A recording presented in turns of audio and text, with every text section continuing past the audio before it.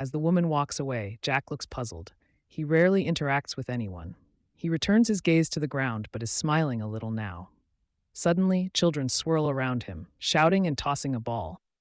One child, little boy, 7, stumbles, grazing his knees. His cries echo around the yard.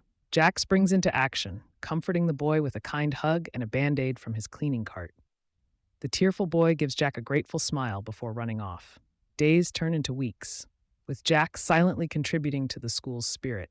He helps a girl to tie her laces, shares his lunch with a student who forgot his, and cheers the frailest during sporting events.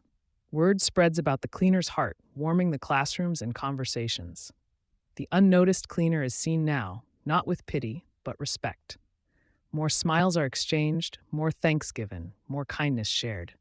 The school shines both literally and metaphorically, reflecting the cleaner's hidden heroic heart.